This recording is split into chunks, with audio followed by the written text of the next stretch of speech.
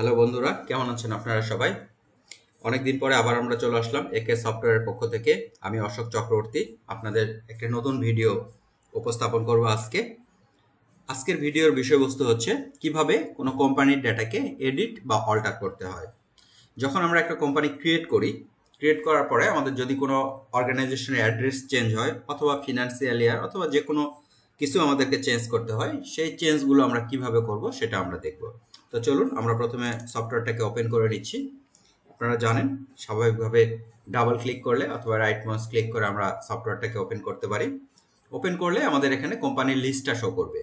Company যখন list show করবে, যদি আমাদের কোম্পানিতে কোনো পাসওয়ার্ড থাকে তাহলে পাসওয়ার্ডটা দিয়ে আমাদেরকে ওপেন করতে হবে, আর যদি পাসওয়ার্ড না থাকে তাহলে নর্মালি কোম্পানির উপরে জাস্ট সিলেক্ট করে একটা এন্টার প্রেস করলে ওপেন হয়ে যাবে। তো আমরা যেহেতু দেখতে পাচ্ছি এখানে আমাদের একটা ইউজার আইডি এবং পাসওয়ার্ড আছে, সেই ইউজার আইডি এবং পাসওয়ার্ডটা আমরা এখানে পুট করলাম। ইউজার আইডি এবং পাসওয়ার্ড পুট করার পরে আমাদের কোম্পানিটা ওপেন হলো। আমরা যদি কোনো কোম্পানির ইন্টারনাল কোনো ইনফরমেশন চেঞ্জ করতে চাই, যেমন ধরুন অ্যাড্রেস অথবা ফিনান্সিয়াল ইয়ার অথবা কোনো ইউজার পাসওয়ার্ড, অ্যাডমিনিস্ট্রেটিভ পাসওয়ার্ড, এগুলো যদি আমরা চেঞ্জ করতে চাই তাহলে অবশ্যই আমাদেরকে অ্যাডমিনিস্ট্রেটিভ পাসওয়ার্ড দিয়ে ওপেন করতে হবে। অ্যাডমিনিস্ট্রেটিভ পাসওয়ার্ড এটা কিভাবে আমরা বুঝবো? আমরা যখন কোম্পানিটা ওপেন করব তখন ডান পাশে একটা অপশন দেখতে পাচ্ছেন আপনারা, কোম্পানি বা F3। আমরা F3 প্রেস করতে পারি অথবা কোম্পানিতে একটা ক্লিক করতে পারি। ক্লিক করলে এখানে আমাদের অল্টার কোম্পানি বলে একটা অপশন এসছে। টালির ভাষায় আপনারা জানেন কোনো কিছুকে এডিট বা চেঞ্জ করতে গেলে টালি সেটাকে অল্টার বলে।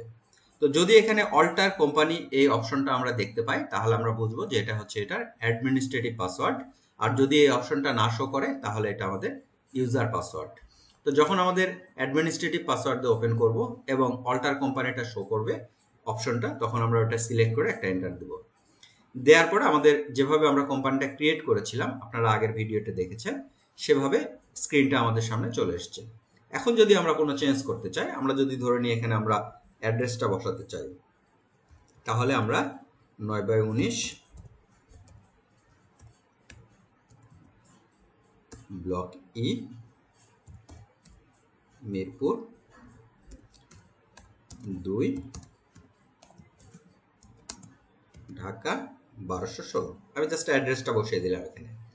এরপরে যদি আমাদের ডিভিশন চেঞ্জ করতে হয়, যদি আমাদের পোস্টাল কোড বসাতে হয়, যদি টেলিফোন, মোবাইল অর্থাৎ এটসেট্রা এটসেট্রা, আপনারা যদি এগুলোকে ইনপুট করতে চান তাহলে এগুলো ইনপুট করবেন। ইনপুট করার পরে এখানে চলে এসেছে আমাদের সিকিউরিটি কন্ট্রোল। সিকিউরিটি কন্ট্রোলও যদি আমরা চেঞ্জ করতে চাই, সিকিউরিটি কন্ট্রোল যখন আমি চেঞ্জ করতে চাইবো, আমি কিন্তু এখানে আমার শুধুমাত্র অ্যাডমিনিস্ট্রেটিভ নেমটা দেখতে পাচ্ছি, পাসওয়ার্ডটা দেখতে পাচ্ছি না। আমাদেরকে যদি কেউ অ্যাডমিন পাসওয়ার্ডটা না জানে তাহলে কিন্তু সে পাসওয়ার্ডটা চেঞ্জ করতে পারবে না। যেমন এটাকে আমি যদি মনে করি আমি এটাকে অ্যাডমিন লিখে দিব এবং পাসওয়ার্ডটা আমি চেঞ্জ করব। আমি যদি যে কোনো একটা পাসওয়ার্ড দিলাম 1 ডিজিটের, আবার একটা দিলাম, এখানে বলছে forgetting your password will render your data ইনঅ্যাক্সেসেবল।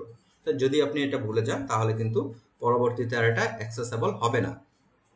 এবারে যদি আমি ইনপুট দিই, এখানে আমাকে কিন্তু আগের অ্যাডমিনিস্ট্রেটিভ পাসওয়ার্ডটা দিতে হবে। যদি আমি অ্যাডমিনিস্ট্রেটিভ পাসওয়ার্ডটা না জানি তাহলে কিন্তু আমি এখানে পাসওয়ার্ডটাও চেঞ্জ করতে পারবো না, কিন্তু অন্যান্য ইনফরমেশন কিন্তু আমি চেঞ্জ করতে পারবো উইদাউট অ্যাডমিনিস্ট্রেটিভ পাসওয়ার্ড চেঞ্জ।